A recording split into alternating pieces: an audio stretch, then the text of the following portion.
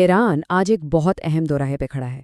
1979 کے انقلاب کے بعد سے مغرب کے ساتھ جو اس کا تنازع چل رہا ہے وہ اب ایک ایسے موڑ پر آ گیا ہے جہاں کچھ بھی ہو سکتا ہے۔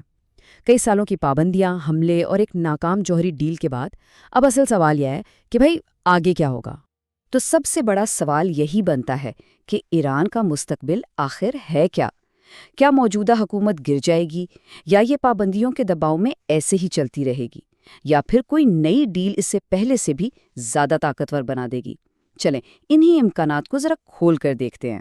اس تجزیے میں ہم 3 بالکل مختلف راستوں کو دیکھیں گے جن پر ایران کا مستقبل چل سکتا ہے، اور یاد رہے ہر راستے کے اثرات صرف ایرانی عوام پر نہیں بلکہ پورے خطے اور سچ پوچھیں تو پوری دنیا پر پڑیں گے۔ تو یہ وہ 3 منظرنامے ہیں جن پر آج ہم بات کرنے والے ہیں۔ پہلا، حکومت کا خاتمہ ہو جائے۔ دوسرا، جو صورتحال ابھی ہے یعنی پابندیوں کا سلسلہ وہ ایسے ہی چلتا رہے۔ اور تیسرا، ایک ایسی ڈیل ہو جائے جو دیکھنے میں تو اچھی لگے لیکن حقیقت میں انتہائی خطرناک ثابت ہو۔ چلیں سب سے پہلے اس سینیریو کو دیکھتے ہیں جس میں موجودہ حکومت ختم ہو جاتی ہے۔ سچ تو یہ ہے کہ یہ وہ نتیجہ ہے جو ایران کے پڑوسی ممالک اور مغربی طاقتیں سب کے سب دیکھنا چاہتے ہیں۔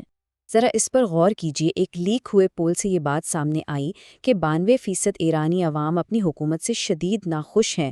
یہ کوئی معمولی بات نہیں ہے، یہ صرف ناراضگی نہیں، یہ ایک واضح اشارہ ہے کہ ملک کے اندر سے تبدیلی کی کتنی شدید خواہش ہے، اندرونی دباؤ سمجھے اپنی انتہا پر ہے۔ اب سوچئے، اگر حکومت گرتی ہے تو کیا ہوگا؟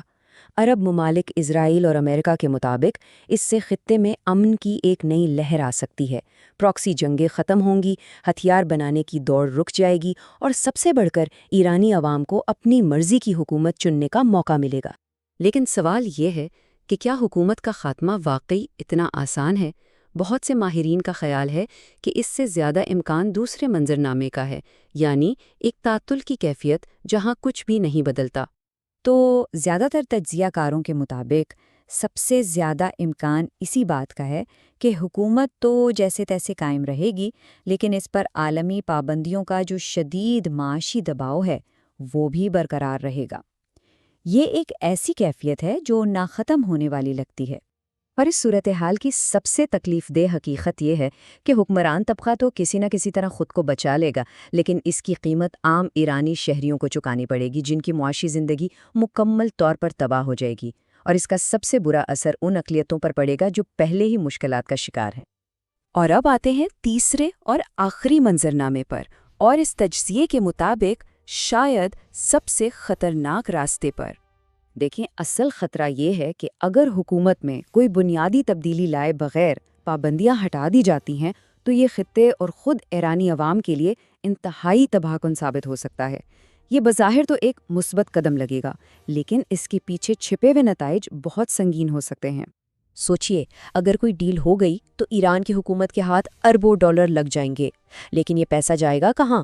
اس کا بڑا حصہ پاسداران انقلاب یعنی IRGC کے کنٹرول میں آئے گا، جو ایران کی سب سے طاقتور فوجی اور معاشی قوت ہے اور جو صرف سپریم لیڈر کو جواب دہ ہے۔